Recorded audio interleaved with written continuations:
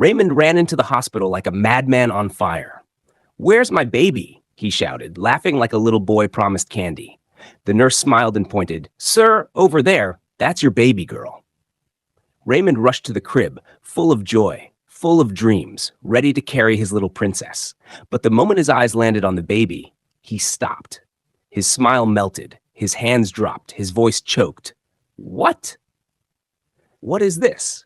He stared, frozen, like he had seen a ghost.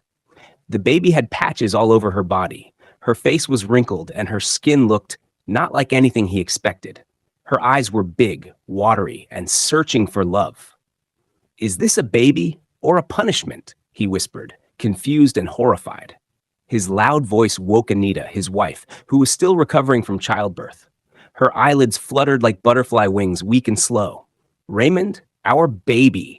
she asked with a soft smile. Raymond turned slowly. His face said it all. Anita gathered her strength and sat up. A nurse handed her the baby gently. But the moment Anita saw her daughter, she gasped so loudly, even the windows seemed to rattle. "No, no, no, no. This is not my child," she screamed, pushing the baby away like it was a hot coal. "Where is my beautiful daughter? The one I carried for 9 months. The one I saw in my dreams, wearing pink dresses and a shiny tiara? Who replaced her with? With this creature?" The nurses looked at each other, tired of the drama already. One of them muttered under her breath, "Here we go again." Another nurse, clearly used to impatient rich mothers, folded her arms. "Ma'am, this is your baby. You can do a DNA test if your TV drama imagination is still running wild." Anita burst into tears. Raymond just stood there, like a man whose world had ended. Later that evening, when the hospital had gone quiet and the moon was hanging like a nosy neighbor, Anita sneaked out of the ward. She held the baby tightly in a shawl, but her hands were shaking.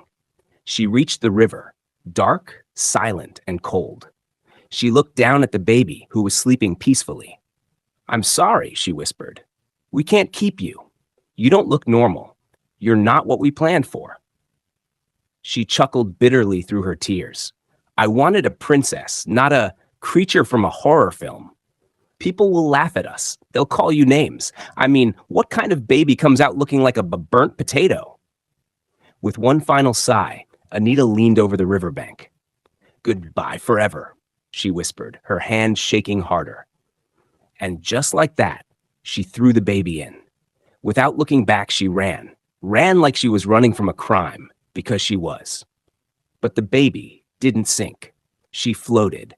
Wrapped in the thin shawl Anita used to abandon her, the baby drifted gently on top of the river like she belonged there, as if the river refused to swallow her. She let out a soft cry, weak but steady. It echoed through the silent night, unanswered. The next morning, the sun was just rising. Birds chirped lazily, and the river flowed like nothing happened. Veronica had come to the riverside with her 7-year-old son, Elliot. They often came to sit, talk, and watch the water dance. "Mom," Elliot shouted, pointing ahead, "that's a baby." Veronica blinked, thinking he was joking. "Baby? Elliot, don't start again. We're not here for fairy tales." But Elliot didn't stop staring. "No, Mom. There. On the water. Wrapped in something. I think she's crying." Veronica looked, and her heart skipped. Floating just a few steps away was a real newborn. She rushed to the edge and pulled the baby gently from the water. The baby was cold, crying softly and too weak to scream. Veronica and her son both gasped. "A baby girl." Veronica whispered, eyes wide with disbelief. "She's barely a day old." Elliot moved closer. "She looks sick, Mom. We should take her to the hospital." Veronica nodded, hugging the baby tightly against her chest. "You're right, Elliot. We need to go. Now."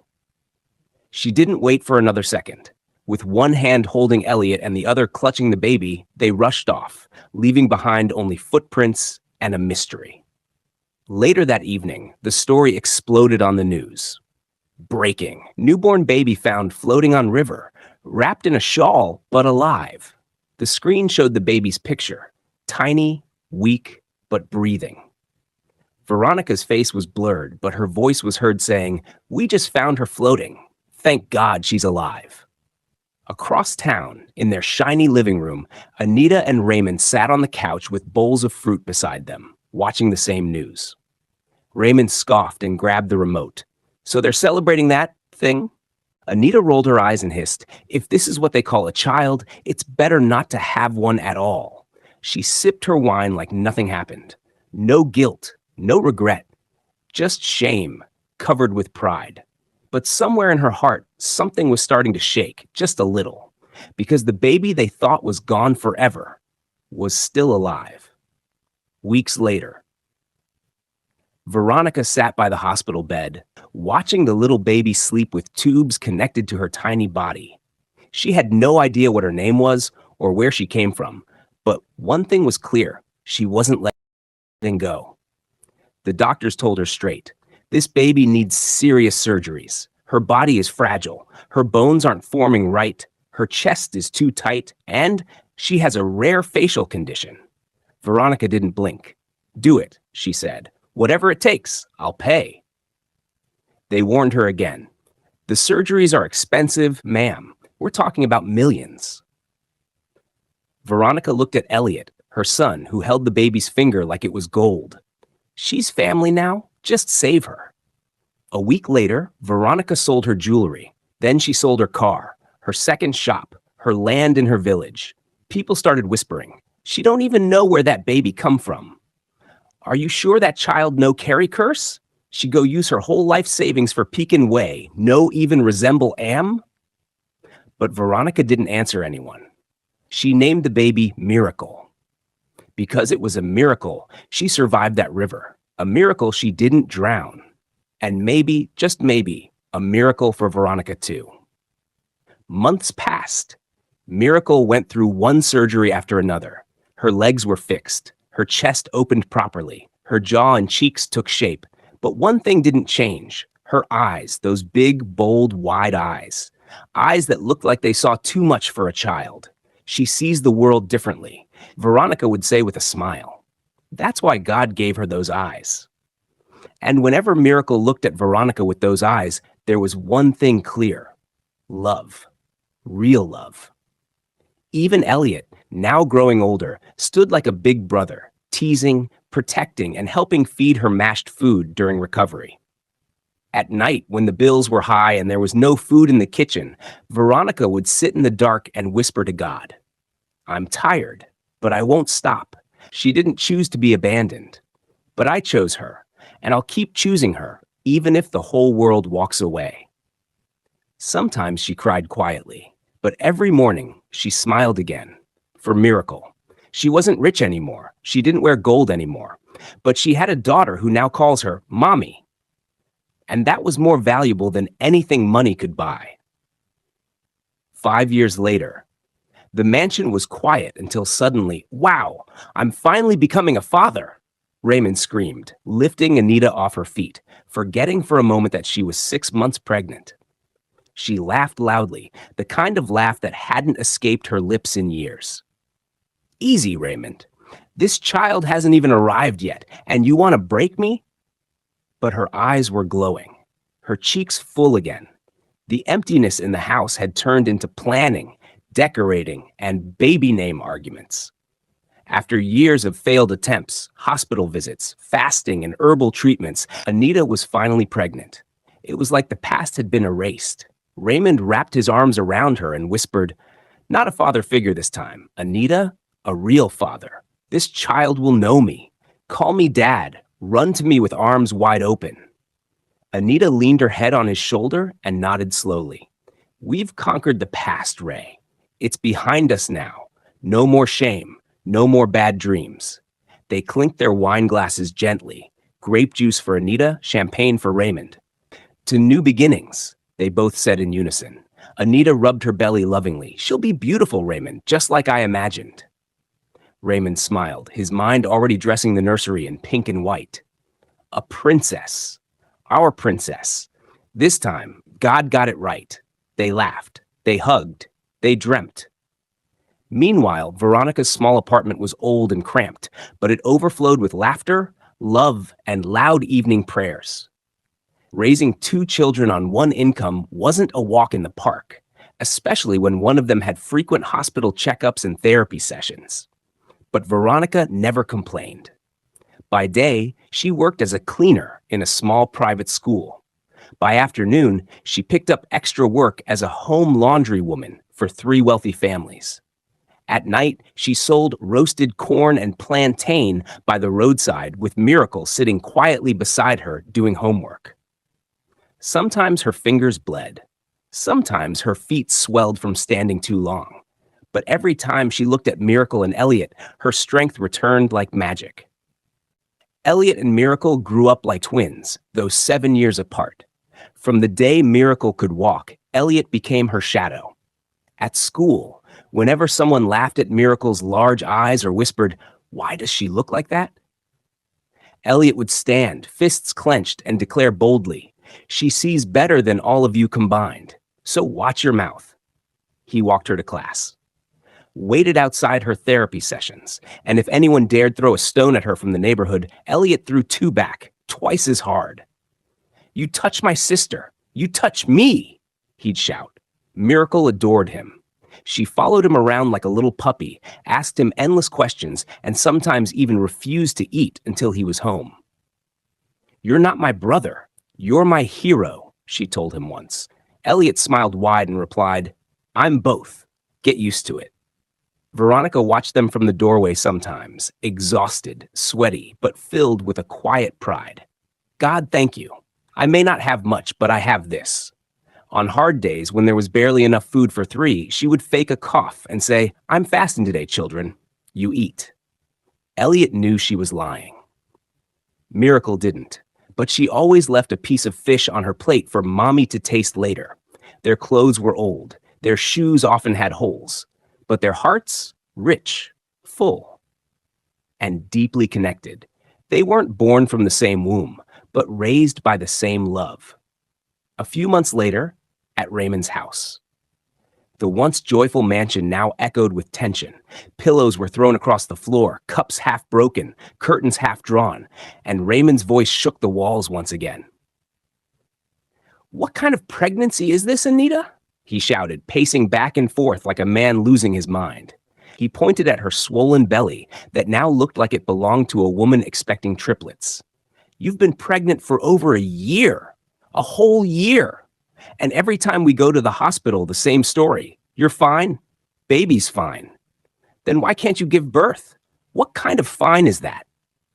Anita sat silently on the couch, her face pale, her eyes heavy with tears. Her hands never left her stomach, as if trying to protect the unborn child or maybe keep it from escaping. "Raymond," she whispered, voice shaking, "I don't know what's wrong. I've begged the doctor for surgery. I told him I'm tired. I'm scared. But he just said..." She paused, gulping her sobs. "The baby is not ready." Raymond threw his hands up. "Not ready? After 15 months? What's the baby waiting for, Christmas?" His anger wasn't just frustration, it was fear. He moved closer and sat beside her, lowering his voice. They stared at each other, long and hard. Raymond finally spoke again, this time gently, almost like he was begging the truth to reveal itself. "Anita, maybe we miscalculated the timing?" Anita slowly nodded, though her face clearly said, "Even I don't believe that." She rubbed her belly softly. "I feel her move, but sometimes it's not normal. It's not like kicking. It's like twisting." Raymond blinked. "Twisting?" She nodded again, whispering, "Like something inside her is angry." The room went quiet. Then, like a cruel joke, the lights flickered. Thunder rumbled in the distance, even though the sky was clear. Raymond stood up slowly. "Tomorrow," he said, "we're going to see another doctor, a specialist this time. I don't care how much it costs. This has gone on long enough." Anita wanted to speak, but suddenly gasped and held her belly. Raymond rushed back to her side. "What? What is it?" Anita's face twisted in pain. I think she's trying to say something." Raymond stared at the belly. It shifted, almost like something pushed from inside. Not just a kick, but a slow press, as if a hand was trying to reach out. Raymond stepped back slowly. Something was not right. Something deeper, darker. Years later, the world knew her name. Dr. Miracle Coleman, the youngest gynecologist in the world. At just 21, she had performed surgeries that senior doctors ran away from. She walked boldly into operating theaters where hope was dead and brought life back. She dared to touch the cases that were labeled hopeless. Women from different parts of the world flew to see her. Hospitals booked her 2 years in advance. Medical journals called her the girl with the healing hands. And yes, her eyes were still very wide, but now they were a signature of brilliance, bold, focused, fearless. Reporters would say, those big eyes don't just see the body, they see the soul. And the world loved her. While Miracle handled the womb, Elliot focused on the brain. Now a certified neurologist, Dr. Elliot Coleman was the calm genius behind his sister's fire. Together, they became a global medical team. One handled the beginning of life. The other preserved the mind. Wherever Miracle was flying, Elliot was not far behind. They were inseparable. And their mother? Madame Veronica, now in her 60s, lived like a queen, not the kind with diamonds and gold, but the kind whose name was carried with honor. She no longer roasted corn by the roadside. She no longer bent over people's laundry in the rain. Now she sipped fresh juice on her veranda in a mansion her children built for her. Whenever guests came, Miracle would rush to serve her food. Elliot would pull out her chair and say, "This is the woman who raised 2 doctors with sweat and scraps." And every time Veronica looked at them, her eyes filled with silent tears. "I am blessed to have you both. Both of you are my greatest swaggers." Back at the new Raymond's house. The once beautiful mansion was gone. Now they lived in a rented, cracked bungalow with leaking ceilings and dust-covered furniture. Raymond and Anita sat silently on a broken wooden bench outside their fading compound, both staring into nothing. Her stomach was still there. Large, still, heavy, 15 years pregnant. It had become a joke across town. People used to whisper. Then they laughed. Now, they didn't even care anymore. It was like watching a long, strange movie that refused to end. Their marriage was a battlefield. No love, no joy, just pain stitched together with shame. Raymond rubbed his bony arms. Once a man of wealth and respect, now a shadow of himself. He looked at Anita's stomach again and shook his head slowly. 15 years, Anita. Even elephants don't carry for that long. Anita didn't respond. Her eyes were sunken. Her voice rarely came out anymore. Sometimes she didn't know if she was alive or just waiting to die. They had sold everything. The house, the cars, Raymond's once booming company, even his awards, everything, all in search of a solution that never came. One prophet said it was a spiritual baby. One doctor said it was a rare condition. One herbalist told her to sleep in a forest naked for 7 nights. She did it all. Nothing worked. Then one hot afternoon, as they sat in silence, a neighbor came rushing in, panting and sweating. "Anita, Anita, you fit finally deliver this your Pekin way, no one, come out!" Raymond groaned and hissed. "You again? With your last hope suggestions?" That's how we ended up feeding a fake prophet for 3 months. That's how we lost our last savings chasing hope. You people won't let us die in peace. But the neighbor didn't leave. She sat on the bench, wiping her face with her scarf.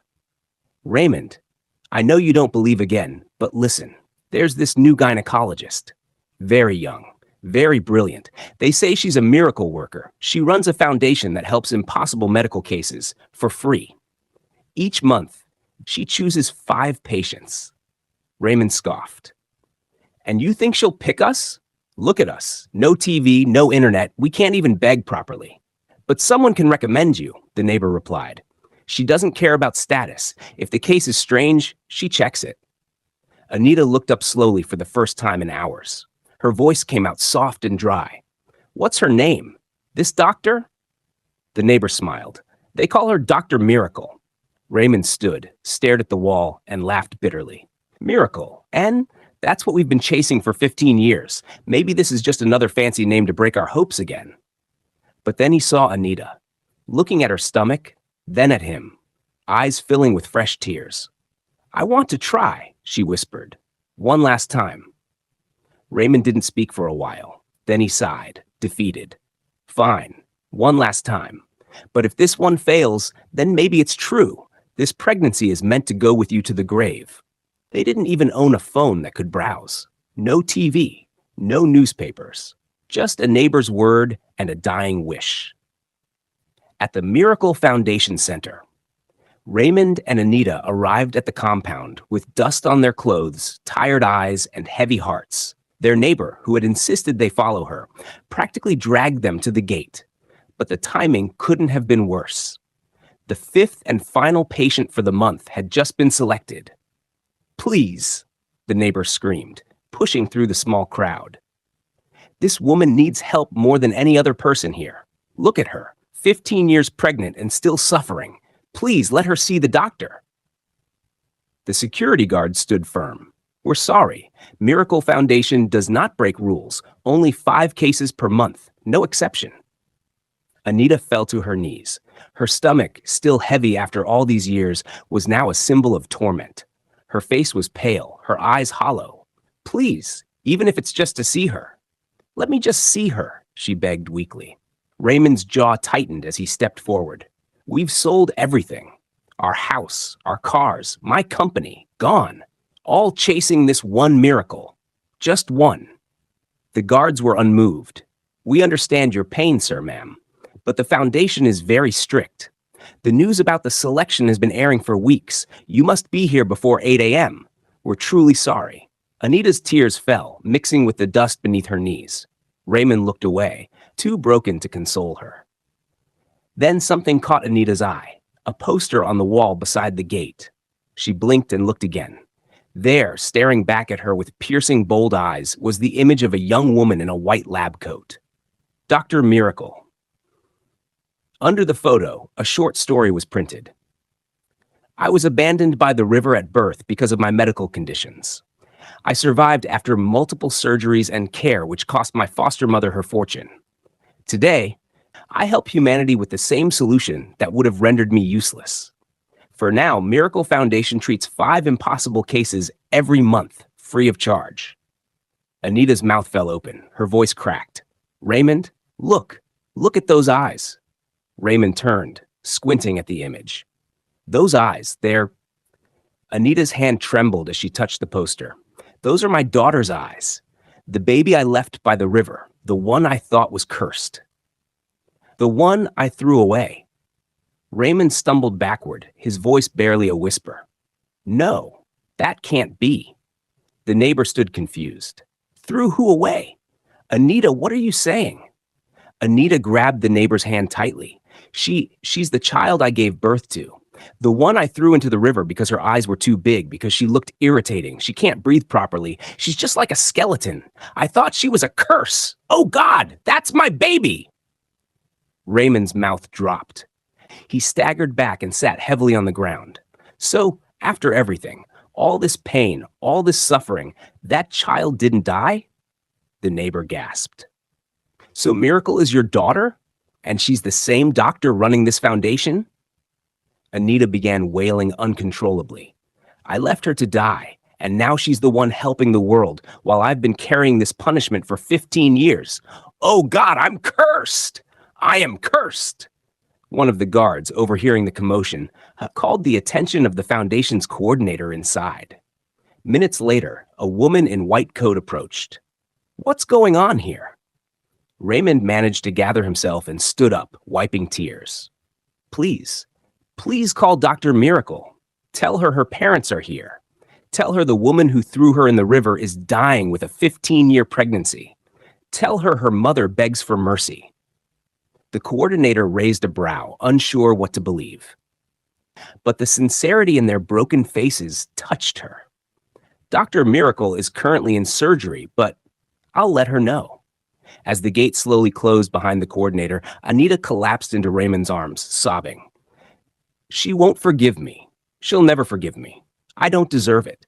Raymond looked up at the poster once more, tears running down his face. "But she has a good heart," he whispered. "Maybe, just maybe, our daughter will hear us." Hours later, Doc Miracle stepped out of the last surgery room, her gloves stained, her shoulders weary, but her heart content. She had just completed her 5th impossible case for the month, another life saved. Without removing her scrubs completely, she slipped into her white coat, picked up her bag, and walked briskly through the back corridor. Her driver was already waiting. The gates swung open smoothly as her black SUV rolled out of the compound.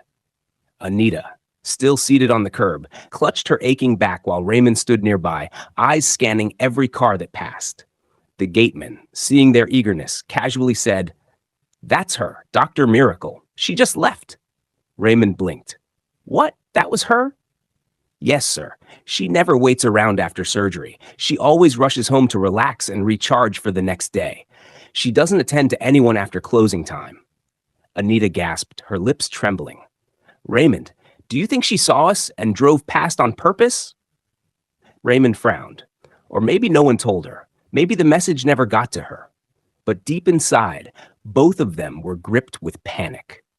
Was their daughter, the same daughter they abandoned by the river, now the miracle worker, ignoring them? The next day, they came again, and the next, and the next. But every time they arrived, the response was the same. "Dr. Miracle is not around. She's on appointments. She's in another state saving lives. She'll be gone for the next few days." Still, they waited. Rain or shine, dusty wind or scorching sun, they sat outside the gates of the Miracle Foundation, clinging to the hope that one day she would see them, listen to them, maybe even forgive them. Weeks passed. Anita grew weaker. Her swollen belly now made it hard to breathe, let alone move. But she refused to stay home. "I must see her," she whispered one day, "even if it's the last thing I do." Then one quiet evening, around 5 p.m., a sleek black SUV turned into a quiet neighborhood and slowed down in front of a massive gate. It was Dr. Miracle returning home from another long day. She leaned back in the seat, rolling her neck slowly. Her driver turned to her. "We're home, Ma." "Thank you," she said softly.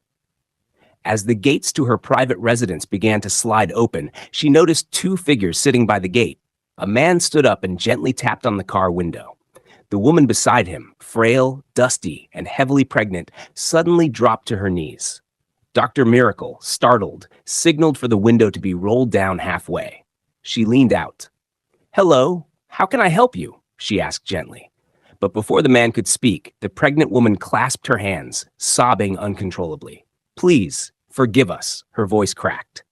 Dr. Miracle blinked. "I'm sorry. What?" The woman looked up, face drenched in tears, dust caked around her eyes. "We are your parents. We are the ones who threw you away by the river. We thought you were cursed. We didn't know you were a miracle." The air stood still. Dr. Miracle stared at them, her breath frozen. Her heart began to race, and in that moment, the world blurred, as memories she had buried came crashing to the surface. Dr. Miracle wound up her car window and drove past Raymond and Anita without a word. Her face was pale, her hands tightened on the steering wheel as emotions raged within her like a storm. By the time she stormed into the house, her footsteps were heavy, her breath unsteady. Veronica, seated on the couch, knitting a sweater, looked up and immediately noticed her daughter's disturbed countenance. "Daughter, is everything all right?" Veronica asked softly, placing her hand over her heart. Miracle hesitated, then sighed heavily. "I don't know, Mum. Someone just rattled my spirit." Without explaining further, she picked up her phone and dialed. Within minutes, Elliot drove in like lightning. The moment he stepped inside, worry was written all over his face. "Miracle, what is it? Talk to me." She didn't speak. Instead, she called the gateman. "Please, bring them in," she whispered. Elliot looked confused. Moments later, Raymond and Anita walked into the house, their eyes wide, their steps shaky but hopeful. As they sat down, Miracle stood in front of them, her face unreadable. She turned to Veronica and Elliot and said with disbelief in her voice, "Mom, bro, can you imagine? They're here to tell me they are my real parents." Veronica gasped, holding her chest. Elliot raised a brow, then scoffed slightly and said sarcastically, "Well, If she's your daughter, please go with her now. Do you need permission for that too? Raymond's eyes welled up. He stood and clapped his hands together in a pleading gesture. Please, forgive us. We know we failed. We know we don't deserve this moment. But we came to make peace just once. Please. Veronica glanced at Miracle and gently touched her hand. My daughter, I've taught you about forgiveness. Even in the pain, we must not let hate eat us up. Forgive them, not for them, but for you. Miracle closed her eyes, nodded slowly, then looked at Anita and Raymond. I forgive you, she said, truly, from the depth of my heart. But let's be clear, you will never be my parents. You lost that title the day you threw me into that river like I was trash. Veronica is my only mother. Elliot is my only brother. You are just strangers. It's night. Please leave my house, and goodbye. As they stood in tears, Anita suddenly staggered and slipped. Raymond caught her just in time, but she collapsed in his arms. Anita! Raymond screamed. Panic ensued. Miracle, with instinctive compassion, rushed over and checked her pulse. She needs to get to the hospital now, she commanded. Hours later, Anita was admitted. 2 days later, Raymond returned, his eyes sunken from sleepless nights. He waited outside the gate until Miracle returned. Please, just one more moment, he begged. Miracle stood coldly in front of him. Why are you still here? He went on his knees. She's been pregnant for 15 years. You were the only child we had. After what we did to you, nothing worked again. No child, no peace. This pregnancy came years later, and we carried it with shame. That's why we came, so she could at least deliver under the care of the child we once discarded. Something shifted in Miracle's heart. She clenched her fists. God, why must you test my heart like this? That evening, she visited Anita at the hospital. Anita turned weakly on the bed, her eyes brimming with tears. Mother, Miracle said gently, you hurt me more than life itself. But I forgive you again. I do. But you can never be my mother. Never. Before Anita could respond, a sharp cry escaped her lips. Labor had begun. Miracle immediately took charge, guiding the nurses, holding Anita's hand through the pain, and whispering instructions. Minutes later, as the cries of the newborn echoed through the hospital room, Doctoress Miracle stood frozen. Her eyes widened the moment she saw the baby, her little sister. The child's body was frail, just like skeleton, her skin pale, and her limbs slightly twisted, with an unusual dent at the center of her chest. It was shocking. Even Miracle, trained to handle the most difficult of births, flinched. It reminded her too much of her own beginning. But what surprised her even more wasn't the baby. It was Raymond and Anita. Without hesitation, Anita reached out and cradled the baby close to her chest, tears falling freely as she whispered lullabies only a mother could sing. Raymond leaned in and gently kissed the baby's forehead. His eyes, once proud and blind, now shone with deep sorrow and a father's fierce devotion. He looked down at the child and whispered through trembling lips, My child, my world, I will protect you, and I will make sure you fulfill your purpose on this earth. Nothing and no one will abandon you again. Miracle's chest tightened. For a moment, she didn't see the selfish parents who had once thrown her away like a curse. They were different. Broken, remorseful, transformed, and somehow, through the child they once feared, they had found courage to love again. Anita turned to Miracle, her voice barely above a whisper. We've learnt our lesson. Too late for you, but maybe not too late for her. Miracle looked at the child, so tiny, so fragile, and then at her former parents, still kneeling at her feet. Silence hung in the air like a question. Would she walk away again? Or would she extend the same compassion she had been denied? She swallowed, wiped the corner of her eyes, and said quietly, I'll monitor her condition. Not because you asked, but because she deserves a chance. Anita nodded through tears. Raymond bowed his head in gratitude. For the first time in a long while, there was no shouting, no blame, just healing. Quiet, painful, and slow, but healing all the same. Though the atmosphere had softened that night, Dr. Miracle's decision remained unshaken. She helped the nurses stabilize the baby, prescribed follow-up tests, and personally monitored her breathing before stepping aside. Raymond and Anita watched her every movement with silent hope, but Miracle didn't spare them a second glance. As she walked out of the ward, Elliot, who had just arrived after her call, met her at the hallway. "How's the baby?" he asked. "She'll live," Miracle replied, tiredly pulling off her gloves. "She's strong, just like I was." Elliot placed a comforting hand on her shoulder. Miracle looked through the hospital glass at Raymond and Anita standing beside the incubator, eyes red and shoulders slumped. "They're still strangers to me," she said coldly. "But the child, she's innocent. She doesn't deserve rejection like I did." Elliot nodded. "Then we raise her with love, even if we don't share blood." Weeks passed, and true to her word, Dr. Miracle never allowed Raymond and Anita into her personal life.